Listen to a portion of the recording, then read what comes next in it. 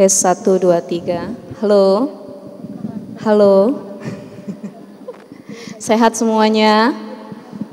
Alhamdulillah, Masya Allah. Ini senang sekali rasanya bisa kumpul dengan teman-teman semua di acara Kiss Army 4 ya. Saya pengen sapa dengan salam terlebih dahulu. A'udzubillahi minasyaitonirrajim. Bismillahirrahmanirrahim. Assalamualaikum warahmatullahi ta'ala wabarakatuh. Assalamualaikum warahmatullahi ta'ala wabarakatuh.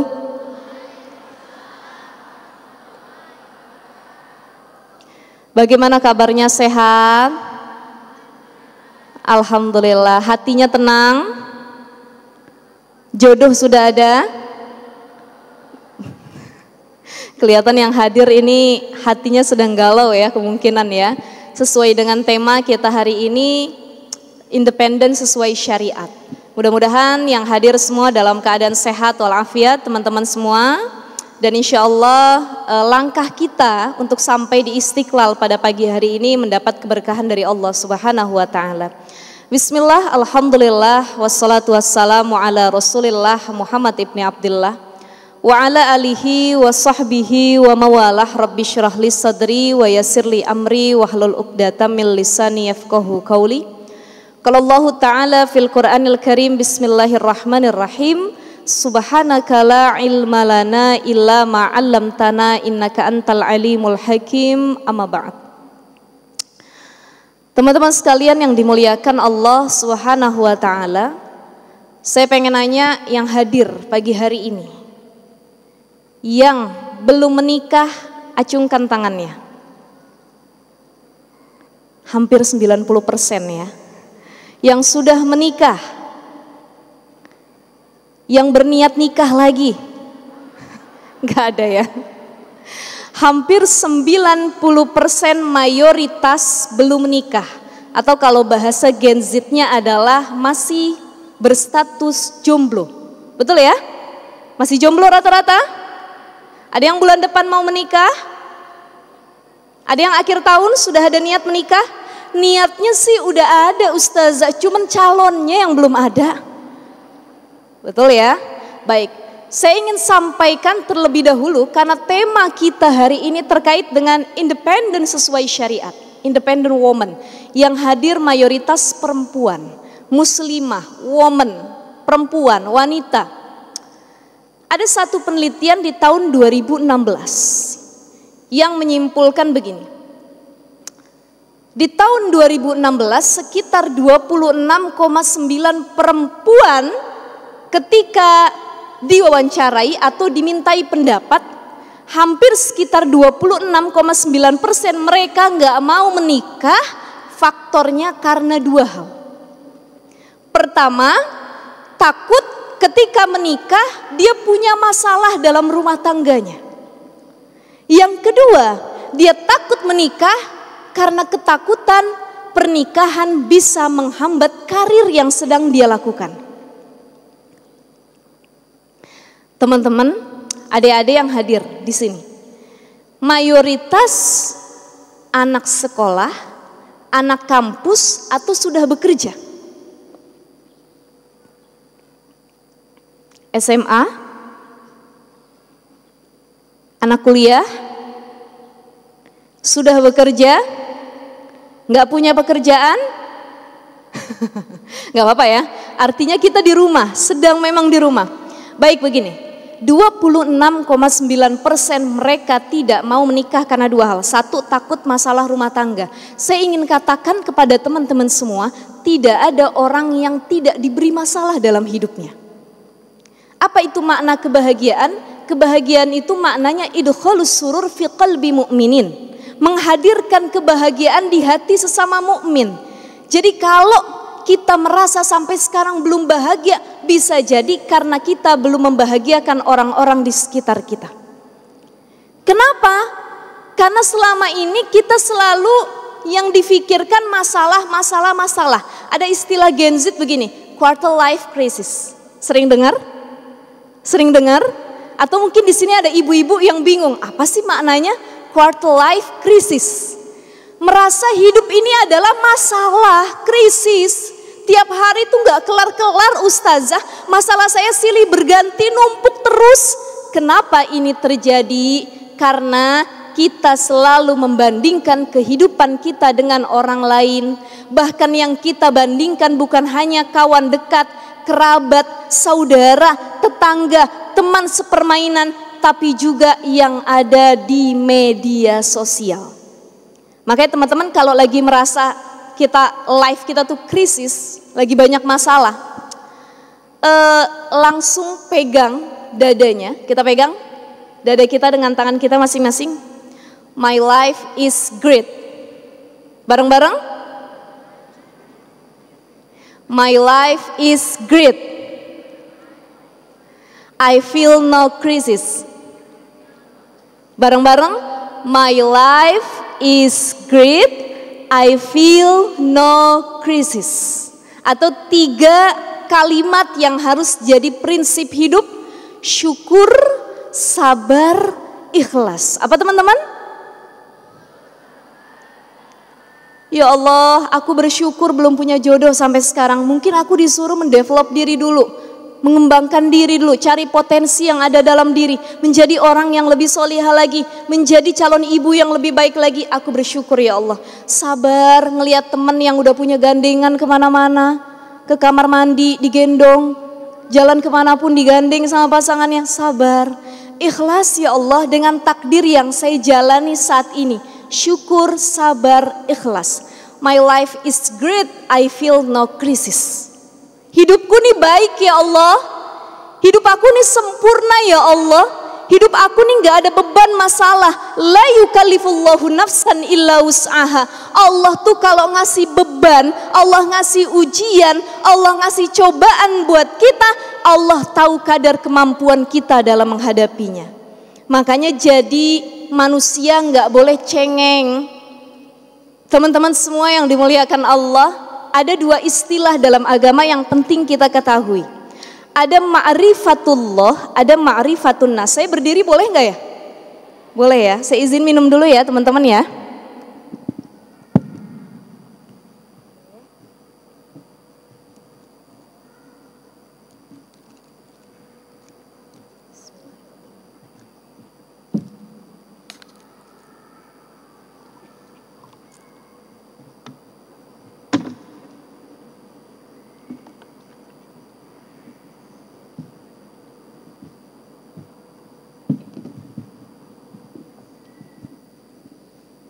Saya berdiri di sini boleh nggak sih? Karena sayanya ngerasa jauh banget sama teman-teman gitu. Majuan lagi ya, di sini boleh? Boleh, saya turun ya. Oke.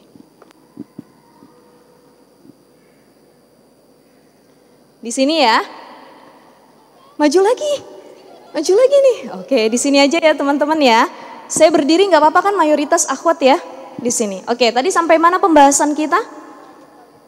La yukallifullahu nafsan illa wus'aha. Allah nggak akan memberikan cobaan terhadap seseorang atau suatu kaum kecuali kita mampu menghadapinya.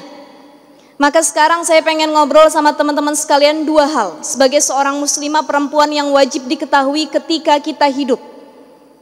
Orang yang tersesat di dunia bukan orang yang tidak tahu dia akan kemana. Tapi orang yang tersesat di dunia adalah orang yang tidak tahu dia sedang ada di mana. Beda atau tidak? Kita di dunia ini hidup, saya ini mau kemana ya? Bukan itu yang tersesat. Tapi yang tersesat adalah ketika dia punya anggapan, saya ini ada di mana? Mau ngapain? Fitrahnya seperti apa sebagai manusia?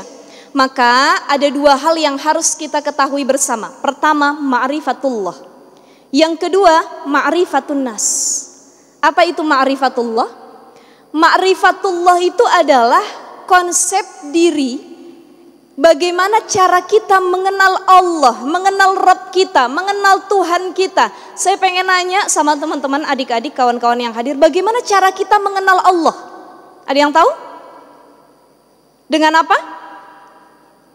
Tauhid, kemudian mengaji, kemudian melakukan amal soleh dan lain sebagainya. Oke, ma'rifatullah bisa dicapai dengan kita belajar, khususnya ilmu tauhid, ilmu tentang mengesahkan Allah. Kita tahu Rob kita tuh siapa ya?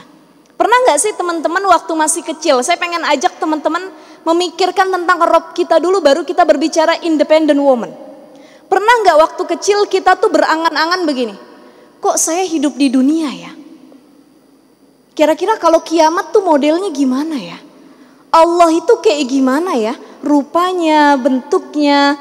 Padahal kata para ulama, tafakkaru fi khalqillah wala tafakkaru fi zatillah. Kalau kita memikirkan tentang Rabb kita, Allah kita, maka yang harus difikirkan adalah ciptaannya, bukan zatnya. Oke, saya dulu masih kecil, nggak tahu ilmunya, nggak pernah belajar. Yang saya tanyakan, Allah itu tinggalnya di mana ya? Rupanya seperti apa ya? Punya rumah apa enggak ya? Mikirnya begitu. Tapi ketika makin dewasa, kita makin tumbuh berkembang, pemikiran, mindset, paradigma kita mulai berubah. Allah itu ada karena ada yang diciptakan. Jalan-jalan ke laut, Allah itu ada dengan indahnya laut ini. Allah itu ada dengan tingginya gunung ini. Allah itu ada dengan hebatnya alam semesta ini. Itu orang yang sudah tumbuh dewasa dan lebih berakal. Ma'rifatullah. Yang kedua, ma'rifatun nas. Kita harus tahu apa sih tujuan kita diciptakan Allah di dunia. Fungsi manusia diciptakan tuh untuk apa? Ada yang bisa jawab? Untuk apa? Beribadah. Ada lagi? Berbuat? Selanjutnya? Untuk mengumpulkan pundi-pundi dunia sebanyak mungkin. Itu salah. Karena tujuan utama wa ma khalaqtul jinna wal insa illa liya'budun. Baik itu laki-laki ataupun perempuan, dia punya tugas untuk beribadah kepada Allah Subhanahu wa taala. Kita lanjut ke pembahasan independent woman. Apa kaitannya ma'rifatullah, ma'rifatun nas dengan independent woman? Allah ciptakan laki-laki dan perempuan. Inna khalaqnakum min dzakari wa untha wa ja'alnakum syu'uban wa qabaila lita'arafu. Ada laki-laki, ada perempuan, semua saling bergandengan. Ada siang, ada malam. Betul enggak? Ada yang jomblo, ada yang sudah menikah. Ada yang kesepian, ada yang suka dengan keramaian. Jadi Allah ciptakan masing-masing bergandengan dengan pasangannya. Ada muslim, ada muslimah. Salah satu permasalahan ketika dia tidak mengenal ma'rifatun nas, fungsi penciptaan dirinya sebaik mungkin, dia tidak tahu bagaimana harus produktif menjadi muslimah dalam menjalani kehidupannya. Ini kita masih menerka-nerka yang sekarang lagi masa pertumbuhan, usia baligh, usia menuju dewasa, usia-usia yang sedang mencari jati diri. Ya Allah, aku nih pengen jadi apa ya? Ya Allah, aku nih bakal ngelakuin apa ya? Ya Allah, potensi dalam diri saya nih apa ya Allah? Masih nggak sih kita bertanya kayak gitu? Ada yang sudah menemukan jati dirinya? Ada yang sudah menemukan potensi dalam dirinya? Ada yang masih bimbang sampai saat ini, saya nih mau ngapain ke depannya? Ada? Mayoritas saya rasa begitu, apalagi Gen Z, anak-anak generasi milenial. Baik teman-teman, ada istilah begini. Ada independent woman, ada alpha woman. Pernah dengar? Alpha woman, independent woman. Apa bedanya alpha woman dengan independent woman? Saya udah dikasih waktu 5 menit lagi katanya. Oke, setengah jam lagi ya. Ada yang tahu bedanya? Apa bedanya independent woman dengan alpha woman? Kalau dia alpha woman, pasti dia independent woman. Tapi kalau dia independent woman, belum tentu dia alpha woman. Apa bedanya sih Ustazah? Baik, kita bahas dari alpha woman terlebih dahulu. Karena banyak orang yang independen itu bukan sesuai syariat Islam, tapi independen ala kapitalis. Jadi ada independen ala kapitalis, ada independen ala syariat atau sesuai dengan syariat Islam. Alpha woman ini perempuan yang terlalu mendominasi. cenderung kuat jiwa kepemimpinannya, gampang mempengaruhi orang lain dan susah untuk dipengaruhi, tegas, kuat, punya pemikiran, paradigma yang keras. Gak bisa kalian tuh ngasih tahu saya yang benar, kalian salah semua. Alpha woman, kerjaannya pengennya jadi pemimpin, gak cocok dia jadi bawahan, dia pengennya jadi leader, ketua. Alpha woman. Bahkan kalau dia punya suami, dia tidak lagi menganggap ayat Al-Quran yang berbunyi ar-rijalu qawwamuna 'alan nisa, dan ini relate, kebanyakan alpha woman demikian. Dia nggak menganggap kalau di rumah dia kembali ke fitrahnya, suami jadi pemimpin, dia jadi makmumnya. No, baik di rumah ataupun di ruang publik, alpha woman adalah pemimpin.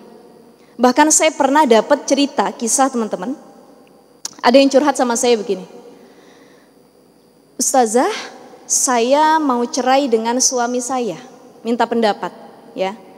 Saya bilang, apa faktor yang menyebabkan suami kamu dengan kamu pengen bercerai? Saya merasa suami saya tuh gak ngimbangin saya. Apa-apa saya yang memimpin, apa-apa saya yang melakukan. Bahkan Ustazah, saya punya rencana, kalaupun tidak jadi bercerai, saya pengen mengubah kakak keluarga, nama saya yang harus berada di nomor 1. Bukan lagi suaminya. Jadi kalau nanti teman-teman di sini banyak kan masih pada bengong karena belum pada nikah ya. Betul gak sih? Kalau yang nanti menikah pasti tahu, oh begini ya kakak keluarga, kartu keluarga ya. Kartu keluarga itu nomor pertama, nomor urut paling awal adalah suami, bukan istri. Mau istrinya lebih kaya, mau istrinya pemimpin, mau istrinya lebih hebat, nomor 1 ditulisnya suaminya. Dan dia merasa karena dia alpha woman, dia bilang, saya harus mengganti kakak saya. Kalau saya berada di nomor urut 1, baru nomor 2 suami saya. Dari situ saya simpulkan bahwa ternyata terjadinya kasus perceraian disebabkan banyak perempuan yang punya karakter alpha woman dan dia lupa dengan fitrahnya. Jadi beda alpha woman dengan independent woman. Positifnya alpha woman itu orangnya kuat, dia siap menghadapi tantangan, dia tahu resikonya tetap dia jalankan ya. Dia orang yang keras kepala tapi itu ambisius, pantang mundur. Dia harus melakukan segala sesuatunya sebisanya. Saya bisa kok, saya nggak pernah pesimis kok, saya optimis kok. Itu positifnya. Tetapi alpha woman yang kebablasan, sisi negatifnya adalah teman-teman, halo, ini paham dengan yang saya sampaikan? Paham? Sisi negatif dari alpha woman adalah mereka cenderung ambisius, sehingga menghalalkan segala cara. Karena mereka punya ambisi yang harus dituruti. Yang kedua, mereka dominan dalam segala hal termasuk dalam lingkup rumah tangga. Dan lain sebagainya, ya. Maka beda antara alpha woman dengan independent woman. Kalau independent woman itu dia akan jadi independen sesuai dengan kondisi yang dia hadapi. Halo, halo, teman-teman di sini pengen nggak jadi independent woman? Nah, sekarang harus kita pahami dulu. Independent woman ini memahaminya jangan sampai salah kaprah. Makna independent woman, kemandirian seorang perempuan itu bukan mandiri dalam segala hal dan dia nggak butuh laki-laki. Padahal manusia itu kan makhluk yang sosial ya, makhluk sosial, simbiosis mutualisme. Dia butuh kawan. Saya mah nggak mau nikah, saya independent woman. Sampai umur berapapun saya nggak mau nikah, saya punya pendapatan, saya cantik, saya terkenal, saya bisa memenuhi kebutuhan saya apa saja. Saya nggak butuh laki-laki. Saya bisa ngangkat galon, saya bisa ngangkat gas. Saya bisa buka apapun dan lain sebagainya. Saya bisa manjat genteng. Saya nggak butuh yang namanya laki-laki. Pernah dengar perempuan yang berbicara demikian? Sering ya. Tapi mudah-mudahan di sini nggak ada teman-teman yang berpikir demikian. Baik teman-teman.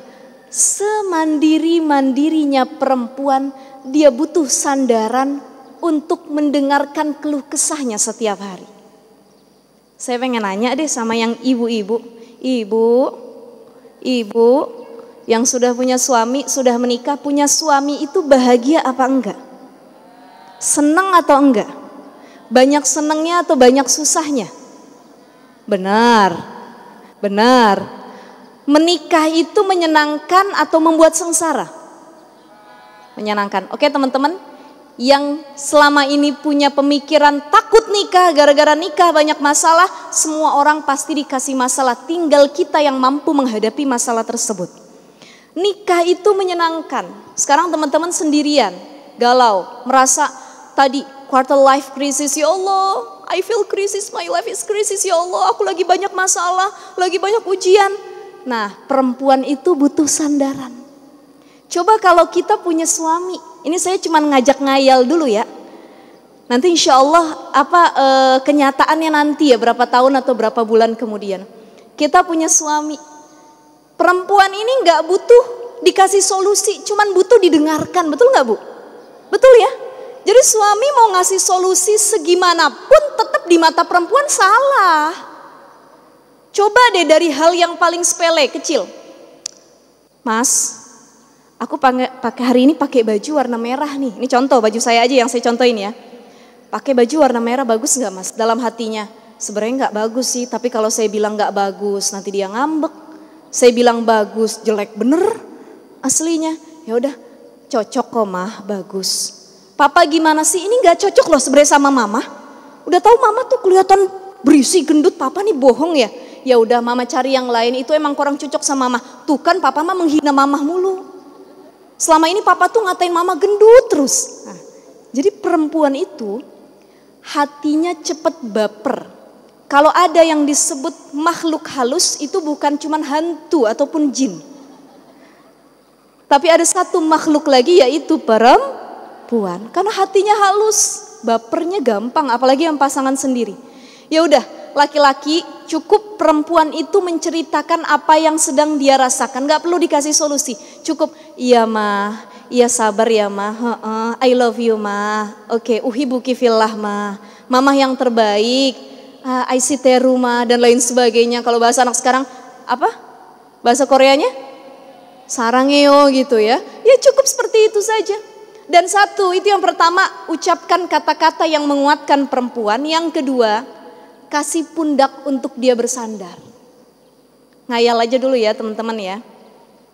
Ngelihat istrinya nangis. Kenapa perempuan jadi independent woman? Karena dia nggak punya sandaran tempat dia bercerita.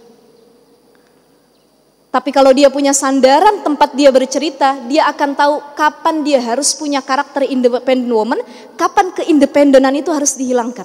Dia punya suami, mendengarkan ceritanya, kata suaminya, sayang, sini, puk, ulu, kata suaminya. Ya contoh ya, sayang, udah, nangis nggak apa-apa nangis, nggak apa-apa. Seneng atau enggak kalau punya sandaran begitu? Senang. Dan ternyata hal penting yang dibutuhkan perempuan tuh cuman itu. Tolong laki-laki tuh peka bah. Dikit aja pekanya laki-laki yang nonton di belakang agak peka dikit ya. Tolong. Di sini ada ininya? Nggak ada? Atau teman-teman ada ininya? Si doinya? Nggak ada? Atau ada suami dan lain sebagainya? Itu cuman itu yang diperlukan.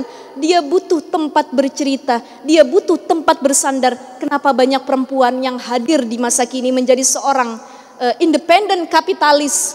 Karena dia merasa tuntunan agama tidak berpihak kepadanya.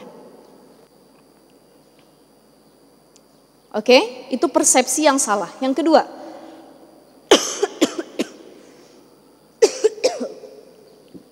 kedua, teman-teman. Independen itu jangan dimaknai perempuan itu mampu bergerak sendiri, melakukan apapun sendiri. Saya independent woman, saya bisa melakukan apapun sendiri, saya bisa nyari duit sendiri, saya bisa memenuhi kebutuhan saya sendiri, saya independen. No, bukan itu maknanya. Independent woman adalah mereka yang mandiri secara mental dan moral. Bukan hanya mandiri secara pekerjaan. Mereka mandiri secara mental dan moral, serta mereka tidak tergantung terhadap penilaian orang lain. Itu disebut dengan independent woman ala Islam. Dia punya prinsip yang kokoh dalam hatinya. Independent woman dalam Islam adalah dia yang tidak mampu disetir oleh siapapun dalam hal prinsip dan pemikiran. Kalau ada perempuan yang dalam segala lingkup dan ranah kehidupannya disetir sama orang lain, maka dia belum independen. Maka bukan cuman perempuan yang merdeka secara finansial, keuangan, bukan, tapi mental dan moral. Selalu hidupnya nih penuh dengan validasi, pengen diakuin, pengen dibilang hebat, pengen diakui sebagai orang terkenal, orang besar, orang yang mampu. Dia belum independent woman. Karena dia belum ada self confidence, kepercayaan diri. Karena orang yang independen ketika dia mampu menghadirkan rasa percaya diri, maka dia merdeka secara mental dan moralnya. Dia pengen pakai skincare, make up. Apa ya skincare dan make up yang cocok buat saya, penyakit anak Gen Z. Dia buka dulu YouTube sama TikTok. Halo guys, pengen review nih skincare yang sekarang lagi booming banget. Tahu nggak sih guys, ini bla bla bla bla bla. Harganya juga murah dan ternyata mukaku sekali pakai langsung glowing. Gara-gara dipengaruhi oleh orang, terutama media sosial. Ya udah deh, saya pakai ini aja deh. Orang di dia bagus kok, pasti di saya juga bagus. Nggak punya kepercayaan diri. Selalu butuh rekomendasi orang lain, selalu butuh validasi orang lain, disetir hidupnya. Ditanya, kamu pengen jodoh yang seperti apa? Menurut kamu saya cocoknya sama yang kayak gimana ya? Loh, kamu jangan tanya saya, kamu yang bakal menjalani hidup. Oke, kriteria saya pertama A, B, C, D, itu yang namanya independent woman. Jadi dia punya pemikiran sendiri, nggak disetir sama siapapun. Ya. Kemudian apa lagi? Di sini sebenarnya tadi saya pengen bikin PPT ya, teman-teman, cuman ternyata waktunya agak singkat. Baik, ada beberapa ciri independent woman sesuai syariat Islam. 1, dia yang memiliki ilmu, prinsip, dan pandangan tersendiri. Dia nggak punya ilmu, nanya terus sama orang lain, sholat jenazah itu gimana sih caranya? Dia ikut sholat jenazah, nggak tahu ilmunya, harusnya sholat jenazah tuh diri terus, dia malah sujud. Dia belum independen secara Islam, belum mandiri. Ilmu, pandangan, cara hidup, mau jadi apa, mau kemana, harus apa, nantinya bagaimana, dia zikrul maut, setelah mati tuh saya kayak gimana, sebelum mati apa yang harus saya persiapkan. Maka dalam Al-Quran tuh ada yang disebut dengan ayat-ayat prediktif. Dan ayat-ayat prediktif ini harus ayat prediktif ini harus dilawan dengan tindakan preventif. Paham nggak teman-teman? Tahu nggak ayat-ayat prediktif itu apa? Ada yang tahu? Ayat-ayat prediktif itu adalah ayat-ayat yang memprediksi yang akan datang. Contoh, idza jaa ajaluhum la yastakhiruna sa'atan wa la yastaqdimun. Kalau datang ajal kepadamu nggak bisa dimajuin, nggak bisa dimundurin. Kenapa? Allah yang nentukan. Itu ayat-ayat prediktif tentang kematian. Dan itu cuma bisa disanggah dengan tindakan preventif. Pencegahan, persiapan. Kenapa kita takut mati? Karena kita belum ada persiapan untuk menghadapi kematian. Betul nggak? Saya tanya sama teman-teman di sini, takut mati nggak? Ada yang sudah siap untuk mati? Ada yang siap meninggal hari Jumat? Siap? Ini hari apa? Minggu. Berapa hari lagi? Minggu Senin. Oke, jangan sekarang-sekarang juga ya. Kenapa kita belum siap? Kita takut terhadap kematian karena kita belum punya bekal. Isti'dadu liyaumir rahil, kata Imam Ali karamallahu wajhah. Mempersiapkan datangnya hari kematian. Independent woman ala syariat Islam adalah mereka yang sudah mandiri secara keilmuan. Mereka nggak butuh orang lain. Kenapa? Karena saya langsung nyari ilmu sendiri. Saya punya pandangan pemikiran tersendiri. Saya nggak butuh dikecohkan oleh orang lain. Kalau orang sholat saya dipengaruhi baru sholat. Tidak, mau orang sholat tidak sholat, saya akan tetap sholat. Mau orang menutup aurat atau tidak, saya akan menutup aurat. Saya berada pada lingkungan, circle, pertemanan, kawan saya nggak pada nutup aurat, nggak pakai jilbab. Saya punya prinsip, karena saya independent woman ala syariat Islam, saya tutup aurat bukan karena dipengaruhi oleh orang lain. Satu, ilmu, pandangan, dan prinsip dalam hidup kita. Poin yang kedua adalah independent woman ala Islam, mereka adalah para muslimah yang tidak gampang disetir oleh orang lain. Paham ya disetir ya? Dipengaruhi. Saya sering sampaikan hidup ini cuma dua, teman-teman. Kadang kita dipengaruhi, kadang kita mempengaruhi. Kita lebih sering dipengaruhi atau mempengaruhi? Mempengaruhi atau dipengaruhi? Benar? Benar? Tadi kalau kita ngikutin rekomendasi review dari para influencer itu dipengaruhi atau mempengaruhi? Dipengaruhi. Jadi lebih banyak mana? Dipengaruhi. Maka sulit jadi orang yang mampu mempengaruhi. Pengaruhilah orang dengan hal-hal yang positif ataupun yang baik. Itu yang kedua. Dia tidak gampang disetir oleh orang lain karena tadi dia punya bekal ilmu dan prinsip yang kuat. Yang ketiga, independent woman ala syariat Islam adalah mereka yang punya sifat empati terhadap sesama. Dia nggak disetir, dia punya ilmu, dia punya prinsip, dia punya empati. Dia tahu sikon, dia tahu menghadapi lingkungan, kapan saya harus mandiri, kapan saya nggak boleh mandiri. Oh kalau ada suami saya nggak boleh mandiri, bahkan harus jadi perempuan yang benar-benar lemah selemah-lemahnya. Betul nggak sih? Kan rata-rata begitu, perempuan kalau ada suaminya, Mas, pasangin gas dong. Mas, aku nggak bisa deh pakai kancing baju, pakein dong.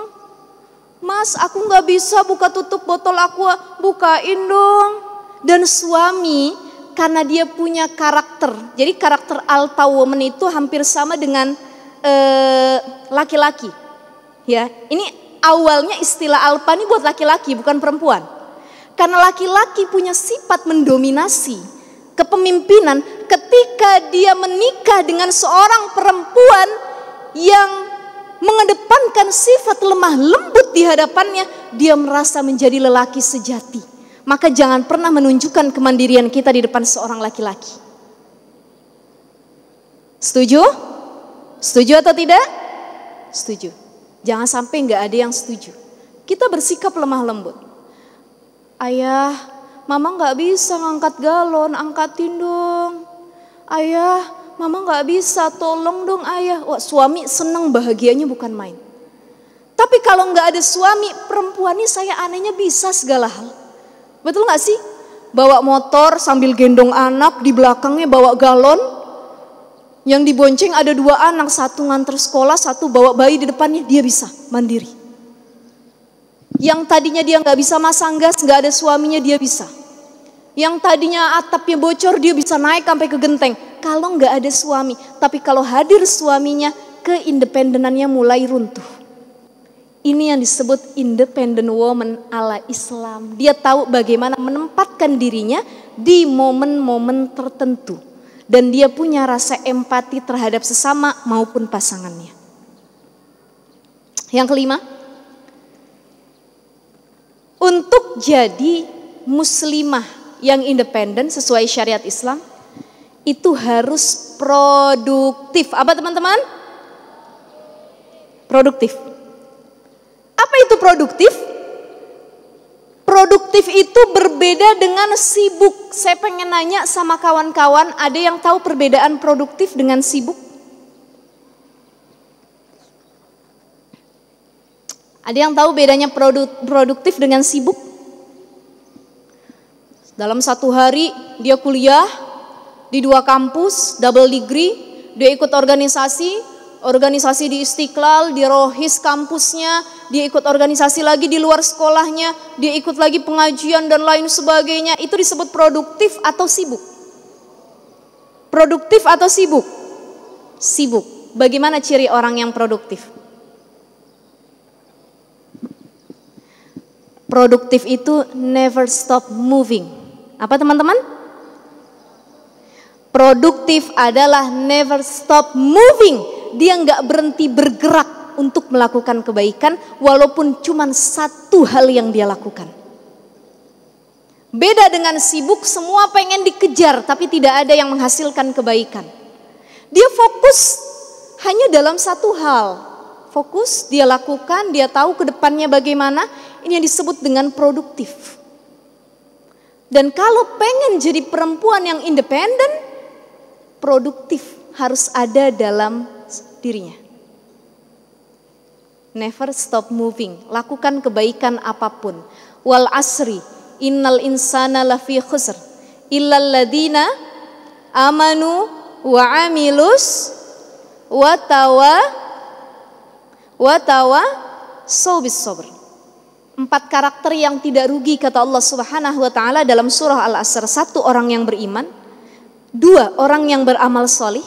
Yang ketiga, orang yang mengingatkan dalam kebaikan. Dan yang keempat, orang yang mengingatkan dalam kesabaran. Semua yang hidup di dunia rugi kecuali 4 orang ini. Ini yang disebut dengan produktif. Jadi orang yang mandiri menurut Islam, dia yang mampu produktif, lebih baik hari ini daripada hari kemarin. Man kana yaumuhu khairan min amsihi fahuwa rabihun. Apa kata Nabi? Orang yang hari ini lebih baik dari hari kemarin. Kemarin gak pakai jilbab, sekarang pakai jilbab. Kemarin gak pernah datang ngaji, hari ini rajin ke pengajian. Kemarin gak tahu agama, hari ini lebih paham agama. Kemarin banyak bermaksiat, hari ini takut kalau melakukan maksiat. Ini yang disebut Nabi fahuwa rabihun. Ini orang yang beruntung. Karena dia mampu merubah dirinya yang tadinya tidak baik menuju kepada kebaikan. Fahuwa rabih. Ada yang kedua. Man kana yaumuhu misla amsihi. Ada orang yang hari ini sama aja kayak hari kemarin. Ya kemarin gitu, sekarang mah begitu juga. Wayahna kata orang-orang Sunda. Ya gitu ya udah. Sama aja dari kemarin mah gini-gini aja. Tidak ada perubahan, gak maju, gak mundur, dia stuck. Begitu aja. Maka dia orang yang merugi, makbunun. Ada yang ketiga, wa man kana yaumuhu syarrun min amsihi fahuwa mal'unun. Ada orang yang hari ini ya Rabb, ya Allah, hari ini dia lebih buruk dari hari kemarin. Kemarin dia tutup aurat, hari ini dia buka auratnya karena dalih sakit hati. Karena dalih mental health. Karena dalih inner child, luka pendidikan masa lalu, luka dengan orang tua, luka dengan pasangan, luka dengan mantan kekasih dan lain sebagainya. Dia buka auratnya habis-habisan saat ini. Fahuwa mal'unun, dilaknat oleh Allah Subhanahu wa taala. Ada yang dulu rajin sholat, tapi hari ini begitu berat ya Allah melaksanakan sholat. Ada yang dulu gak pernah maksiat, matanya terjaga, mulutnya terjaga, telinganya terjaga, tangan kakinya terjaga dari maksiat. Tapi hari ini, di zaman milenial saat ini, seluruh anggota tubuhnya lebih mudah untuk melakukan dosa. Mata yang dimanjakan dengan media sosial, beragam bentuk dosa, kemaksiatan, aurat orang lain mampu dilihat hari ini. Tangan yang tadinya tidak melakukan maksiat, dia lakukan hal yang Allah haramkan. Fahuwa mal'unun. Orang yang kayak gitu tuh dilaknat, lebih buruk dari hari kemarin. Ya Allah, minimal kalau kita tidak lebih buruk dari hari kemarin, minimal kita jadi orang yang stuck kayak gitu-gitu aja. Atau kalau mau naik tingkatan, kita jadi orang yang khairun min amsihi, lebih baik daripada hari kemarin. Karena iman itu yazid yangkus, naik turun. Saya pengen nanya sama teteh-teteh, teman-teman yang hadir. Yang hadir saat ini di Masjid Istiqlal, imannya lagi yazid apalagi turun? Lagi naik apalagi turun? Naik atau turun? Yang naik. Masa tunjuk tangan sih gitu ya? Ada yang sedang naik, ada yang sedang turun. Kalau ternyata turunnya lebih banyak dibandingkan naiknya, berarti mungkin ada yang salah dalam hati kita. Ada yang salah dalam hati kita. Itu yang harusnya jadi PR utama. Jadi critical question, pertanyaan paling mendasar, apa sih yang akan kamu lakukan? Apa sih yang pengen kamu perbaiki? Apa sih action yang harus kamu gerakan dan lain sebagainya? Maka teman-teman, independent woman bukan mereka yang terlihat mandiri hebat dalam hal apapun, bukan.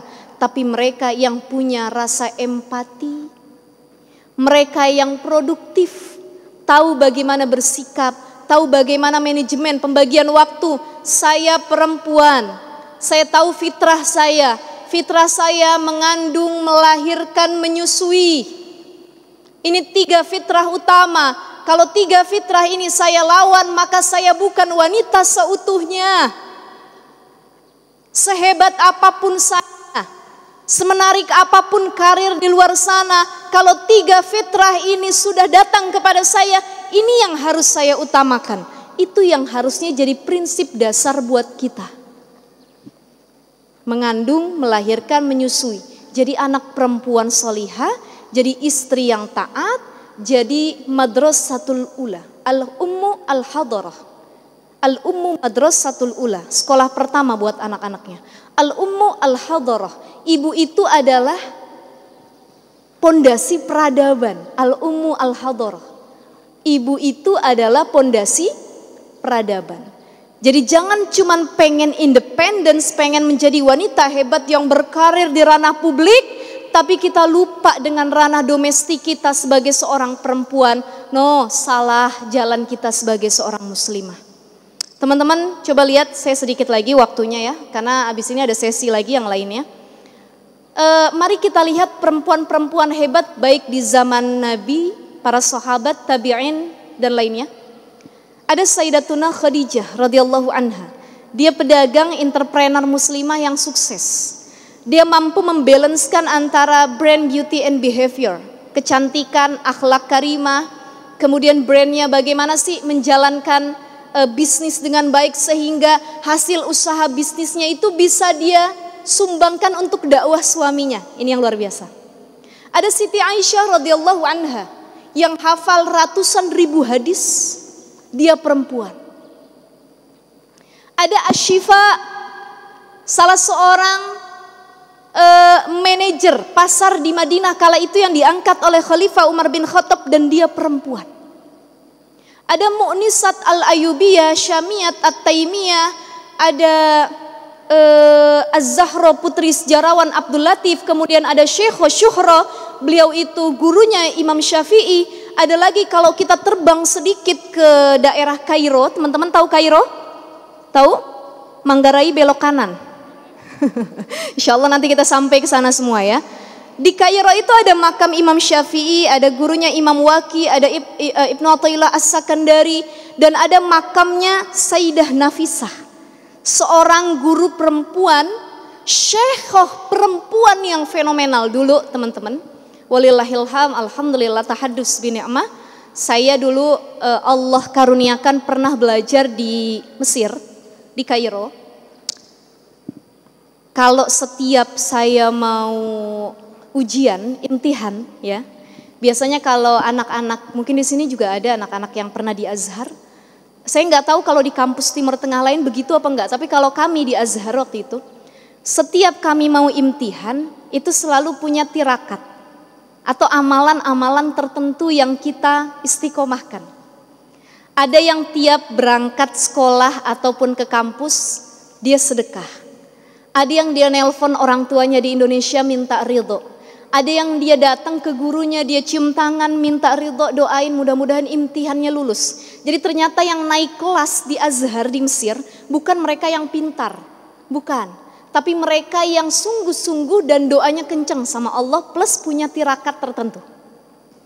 Jadi kawan saya itu masing-masing, ada yang dulu tuh dia sedekah, ada yang dulu dia berbagi makanan, ada yang dulu dia nelpon orang tua, ada yang dia sholat malam sepanjang malam. Nah, ini saya bocorin apa yang saya lakukan waktu itu, ya. Karena kalau dulu nggak dibocorin takut ada yang ngikutin. Dulu kan fastabiqul khairat, betul ya. Tapi sekarang karena saya udah lulus, saya pengen nyampein ke teman-teman.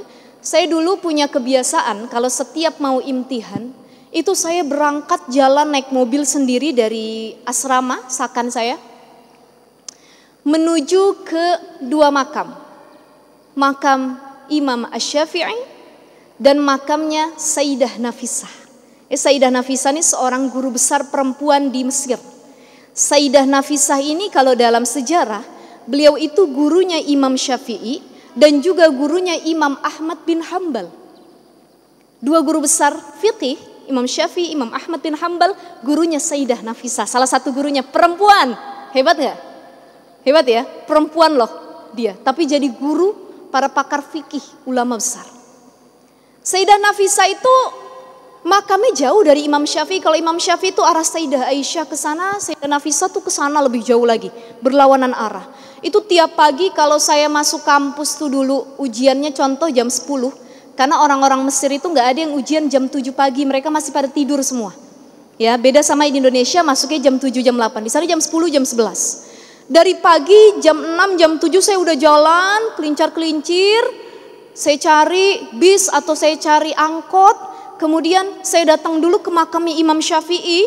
Sudah ziarah, sudah saya berdoa. Bukan meminta ya sama Imam Syafi'i, tapi mendoakan imam ini.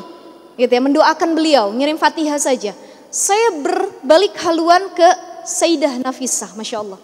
Jadi mudah-mudahan teman-teman nanti punya rezeki, ada kesempatan bisa juga hadir ke makam Imam Syafi'i ataupun Sayyidah Nafisah. Amin ya Allah ya Rabbal Alamin. Jadi beliau ini seorang syekhoh perempuan yang masyhur di Mesir kala itu. Masya Allah. Luar biasa sekali. Ini menjadi pelajaran, ibrah penting buat kita. Ternyata perempuan itu nggak punya limit kok, batas. Dia mau melakukan kehebatan apapun. Dia mau jadi ilmuwan mangga. Dia mau jadi seorang profesor, doktor, dia mau jadi dokter, dia mau jadi pengajar, dia mau jadi tenaga kesehatan, dia mau jadi influencer atau apapun, silahkan. Dengan catatan tidak mengganggu dan lupa akan fitrah utamanya, mengandung, melahirkan, dan menyusui, serta taat kepada suaminya. Maka akhirul kalam teman-teman, menurut saya itu yang disebut dengan independent woman.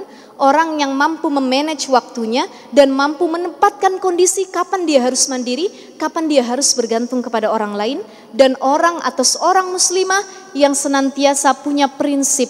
Dia berdiri sendiri, dia punya pandangan sendiri, dia merdeka secara mental dan moral. Ini yang disebut dengan independent woman. Baik teman-teman, karena waktu saya habis, ya saya balik ke tempat duduk, boleh? Atau mungkin kalau ada yang mau bertanya, silahkan saya kembalikan kepada moderator.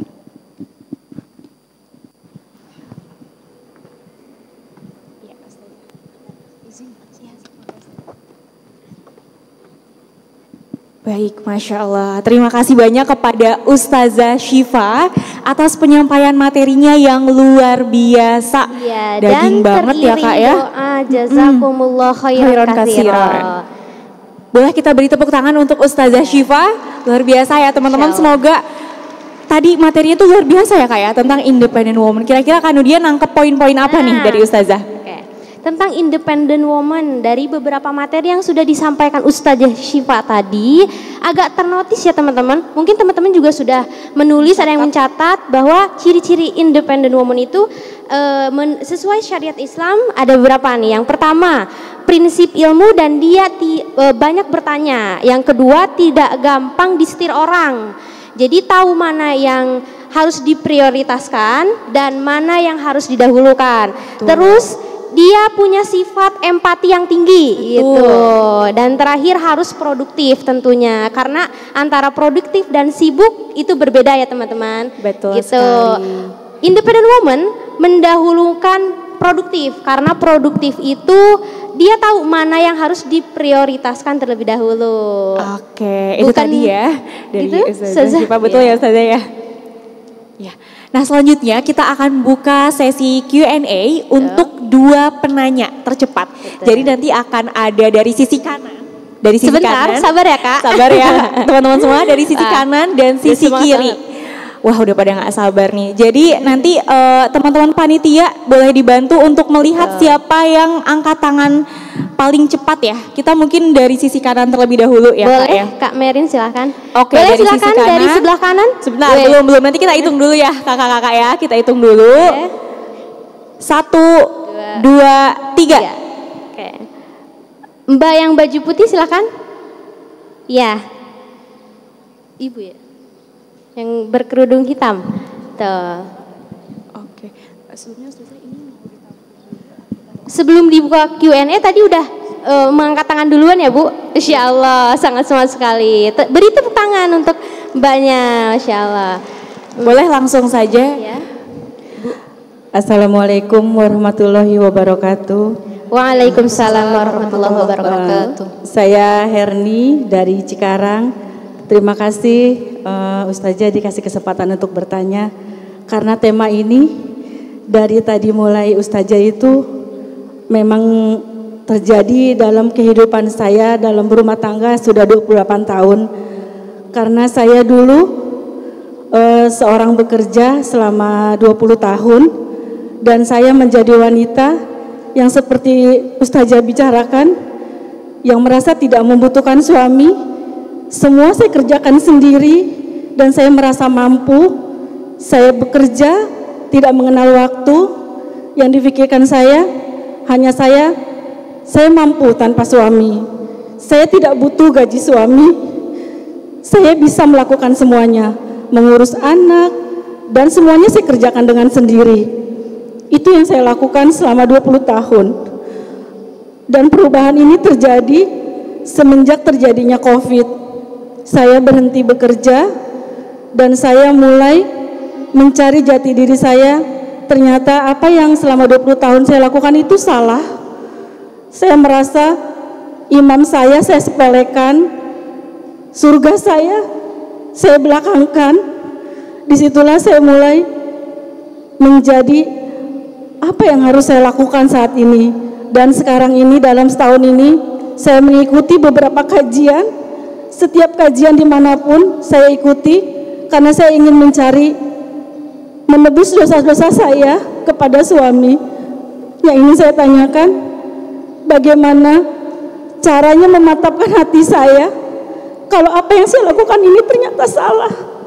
Selama 20 tahun saya salah. Saya menjadi wanita yang sombong, yang tidak seakan mempunyai sandaran. Tapi sekarang setiap saya mau berangkat, saya selalu minta izin. Ayah, saya boleh pergi? Ke suami saya bilang tidak. Saya tidak, walaupun keinginan itu ada. Dan kadang hati saya masih seperti dulu, ingin berontak, ingin melakukan saya mampu. Itu susah sekali Ustazah. Saya masih berperang dengan hati saya seperti 20 tahun yang lalu. Jadi saya ingin bagaimana saya harus memantapkan hati ini. Karena surga saya sudah saya abaikan selama 20 tahun dan saya sudah berumah tangga selama 28 tahun.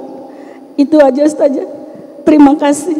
Assalamualaikum warahmatullahi wabarakatuh. Waalaikumsalam warahmatullahi wabarakatuh. Terima kasih Bu. Ya. Boleh beri tepuk tangan ya teman-teman. Masya Allah. Masya Allah, luar biasa.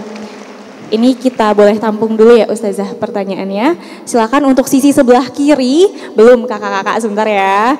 Boleh nanti Kak Nudia dibantu ya. Untuk tercepat nih sisi sebelah kiri, 1, 2, 3. Yang mana nih Kak? Coba ulang ya. Oh, ulang dulu, ulang. Ya, oke, turunin lagi coba. tangannya. Ya. 1, 2, 3. Yang hijau. Yang hijau. Ibu yang berkerudung hijau. Ya, boleh Kak dibantu. Tuh, silakan.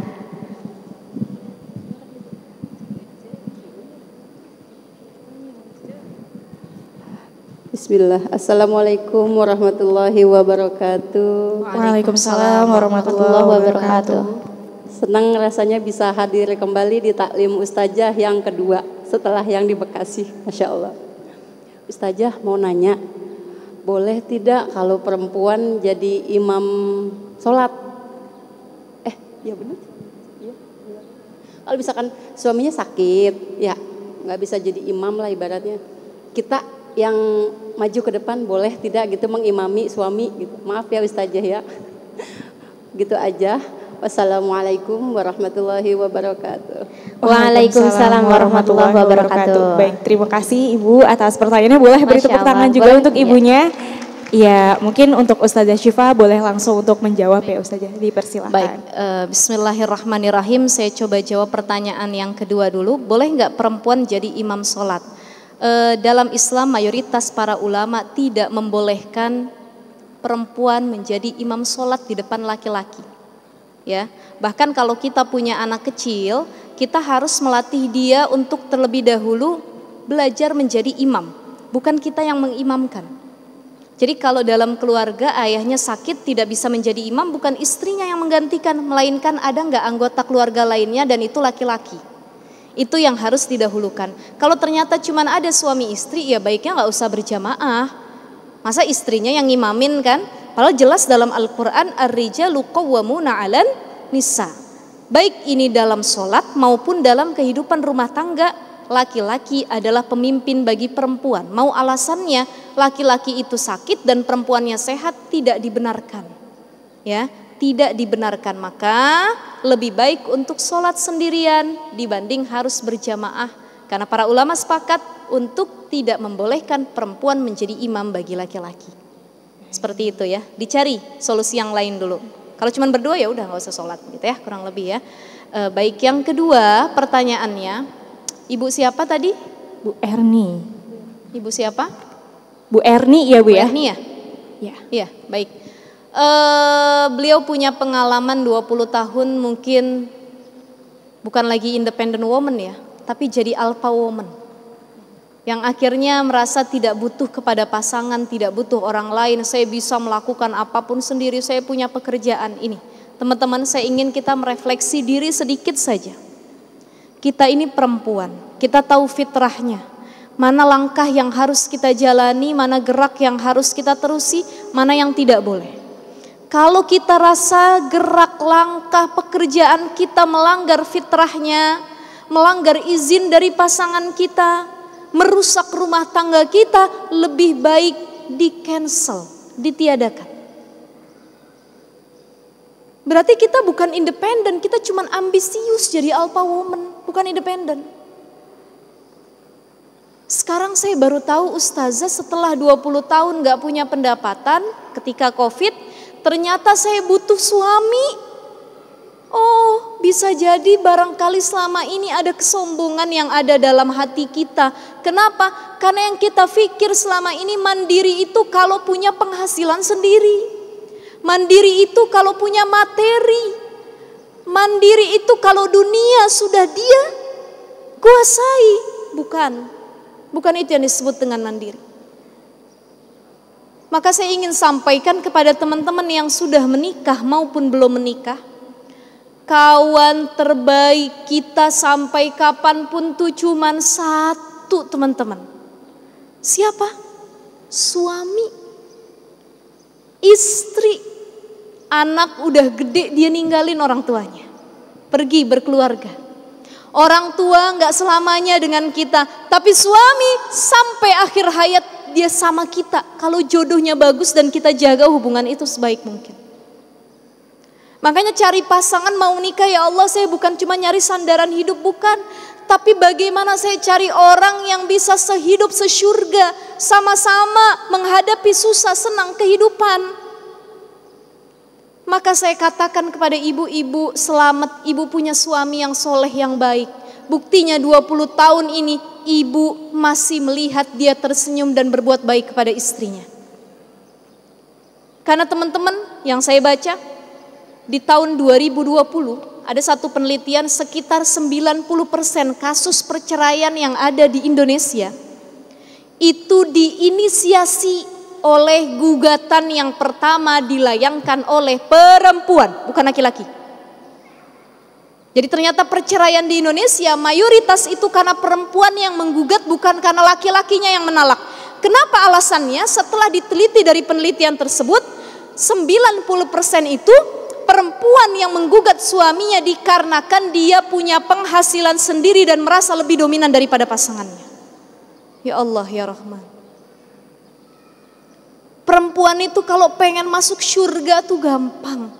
Saya kalau bahas kayak gini rasanya pengen nangis ya, karena saya juga udah punya suami. Teman-teman juga di sini nanti next bakal punya suami. Teman-teman, sebelum kita nikah, surga kita tuh sama orang tua. Tapi kalau kita sudah menikah, wallahi teman-teman, surga teman-teman semua tuh di suaminya. Di tangannya yang ridho sama kita. Yang setiap hari kita berangkat kita cium tangannya. Ayah, mama minta ridho. Sayang, aku minta ridhonya, aku pengen ngaji hari ini, aku pengen bekerja hari ini. Aku minta ridho, ikhlas kamu buat pasangan kamu. Jadi surganya perempuan itu letaknya kata Nabi SAW adalah di suaminya. Idza shallatil mar'a khamsaha, 4 hal yang bikin perempuan masuk surga. Belum masuk dia udah nyium bau surga dari sekarang. Idza shallatil mar'a khamsaha, dia sholat 5 waktu. Wa shamat syahraha, dia puasa di bulan Ramadan. Wa hafizat farjah, dia jaga kesuciannya dari dia belum menikah. Dia masih single, dia jaga kehormatannya. Ya Allah, gak boleh ada yang nyentuh ya Allah, kecuali suami saya yang halal nanti. Dia janji sama orang tuanya, wa hafizat farjaha. Yang keempat, wa ata'at zaujaha, kata Nabi SAW, andai kata ada boleh yang disembah setelah Allah, kata Nabi, maka aku akan menyuruh para perempuan untuk menyembah suaminya sendiri. Saking betapa hebat ridho suami bagi seorang perempuan. Kamu kaya tapi kamu gak dapat ridho, kamu bukan perempuan yang hebat. Kamu punya pekerjaan, karir yang hebat, penghasilan yang besar, jabatan yang tinggi, tapi suami kamu gak ridho, kamu gak hebat sebagai perempuan. Saya bukan apa-apa ustazah, saya gak punya apa-apa, tapi saya taat sama suami, saya ridha sama dia. Di situ letak kebahagiaan yang Allah berikan kepadamu. Makanya kalau ada yang nanya sama saya, ustazah, bagaimana cara ustazah memanage waktu, minta izin sama suami? Saya udah punya anak 2, saya punya suami saya alhamdulillah laki-laki. Ya teman-teman ya, ada di rumah saat ini, beliau lagi pengajian juga. Gimana sih ustazah membagi waktu? Oke, saya harus jadi independent woman. Independent di sini saya harus punya paradigma pemikiran tersendiri. Saya ustazah-ustazah yang lain biarkan mereka punya prinsipnya tersendiri. Saya punya prinsip pertama. Saya akan menerima jadwal ketika saya sudah diizinkan oleh suami saya. Jadi setiap ada jadwal yang masuk saya tanya, Abi, Uma ada jadwal di sini, Bi, boleh nggak? Dilihat dulu, diteliti sama suami saya. Bagaimana acaranya? Berkhulwat atau tidak, lebih banyak perempuan atau laki-laki, kondusif atau tidak, oke, nggak apa-apa. Suami saya izinin atau enggak, itu yang pertama. Jadi ada izin dulu. Yang kedua, saya tidak menerima jadwal setiap hari. Kalau teman-teman mungkin melihat para penceramah yang lain setiap hari, bukan berarti nggak ada yang ngundang saya setiap hari. Bukan saya sombong ya. Ada yang masuk setiap harinya, tapi saya filter, saya bilang, ya Allah, saya ini bukan cuma dibutuhin umat, tapi juga anak-anak saya di rumah. Maka saya punya manajemen waktu, hari apa saya terima, hari apa saya harus libur, dan saya punya kesepakatan dengan pasangan, kalau setiap hari Jumat saya tidak menerima tausiah apapun, tok Jumat saya ngurusin suami saya dari pagi, mau berangkat khotib, mau berangkat kerja, sampai dia pulang, itu urusan saya. Hari Jumat. Yang kedua, saya tidak menerima acara di malam hari. Kenapa? Karena malam hari adalah waktunya bersama dengan keluarga. Maka itu kesepakatan prinsip-prinsip yang harus kita jalankan. Itu saya dengan pasangan. Mungkin teman-teman dengan suaminya nanti seperti apa. Kalau kita mengikuti ambisi kita sendiri, tapi tidak ada ridho suami di jalan kita, atau langkah kaki kita, saya rasa itu bukan kebahagiaan hakiki. Biar uang sedikit, biar pendapatan sedikit, biar kita tidak semewah perempuan lainnya, biar tidak adu barang-barang branded seperti yang ada di media sosial, tapi kalau suami ridho dengan kita, silahkan masuk surga dari pintu manapun yang kita inginkan. Gitu ya Bunda ya. Jadi Allah sekarang sudah merubah hati kita, sudah memberikan self awareness, kesadaran diri. Ya Allah, ternyata saya nih butuh pasangan. Ternyata saya harus ngejar ridho suami juga. Ternyata bukan cuma dunia yang saya kejar, ternyata bukan cuma duit yang pengen saya hasilkan, tapi bagaimana saya bisa membentuk keluarga yang sakinah, mawaddah, warohmah. Saya bisa mendidik anak saya dengan sukses. Ya Allah, itu prinsip dasar yang paling utama. Maka teman-teman yang belum menikah saat ini, kalian belum terlambat. Allah pengen kalian belajar lebih banyak dulu. Allah pengen teman-teman berusaha lebih baik lagi. Dan Allah pengen teman-teman mempersiapkan dengan matang bagaimana menjadi seorang istri dan ibu yang baik. Yang sudah menikah, gak ada kata terlambat. Yuk kita belajar untuk memperbaiki diri mulai saat ini. Suami kita salah, kita ingetin, semua orang punya masa-masa buruk dan masa-masa dia untuk berubah lebih baik lagi. Baik, mungkin itu saja. Terima kasih, kurang lebihnya mohon maaf. Assalamualaikum warahmatullahi wabarakatuh. Waalaikumsalam warahmatullahi wabarakatuh. Masya Allah.